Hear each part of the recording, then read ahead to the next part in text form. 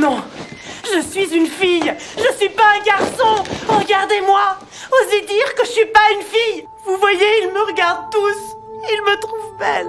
La fille se prépare en coulisses pour le défilé. Elle ressent soudain un malaise intense. Son père sort immédiatement ses anxiolytiques. Elle avale les comprimés sans hésiter. Mais quand elle monte sur le podium, les vertiges s'intensifient. Elle perd le contrôle. La fille est transportée d'urgence à l'hôpital. Aos découvre avec stupeur qu'elle n'a que 15 ans. Les résultats des tests sont encore plus troublants. En plus des anxiolytiques, il y a d'autres substances dans son organisme. Aos propose un traitement de désintoxication rapide. Mais l'opération comporte des risques énormes. Foreman s'y oppose immédiatement. Plongez-la dans le coma, bourrez-la de naltrexone et transformez les 4 semaines en une nuit.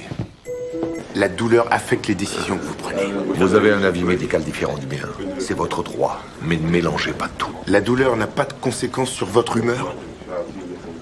Si elle en a bel et bien, vous voudrez précipiter les choses, ce que vous êtes déjà en train de faire. Et c'est un tort. Foreman laisse son père prendre la décision. Son père finit par accepter l'opération. Mais après l'intervention, la fille ne se réveille pas. Son père ne cesse de faire pression sur les médecins pour qu'ils fassent quelque chose. Quand elle se réveille enfin, son état ne s'améliore pas. Elle répète les mêmes mots encore et encore. Tu m'en veux, t'es en colère? Non, pas du tout, mon ange.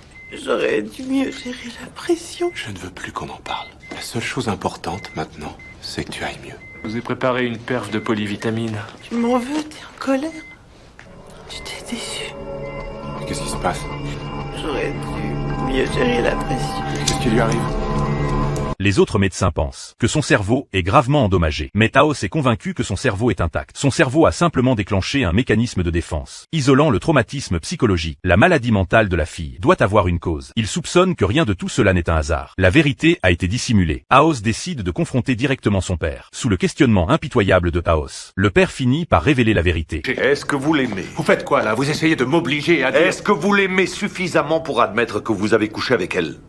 Certains troubles psychologiques peuvent se traduire par des manifestations physiques très graves, allant parfois jusqu'à entraîner la mort. Il existe des traitements, mais seulement si on a un diagnostic. Allez-vous admettre que vous avez couché avec votre fille ou allez-vous la laisser mourir? Une seule fois.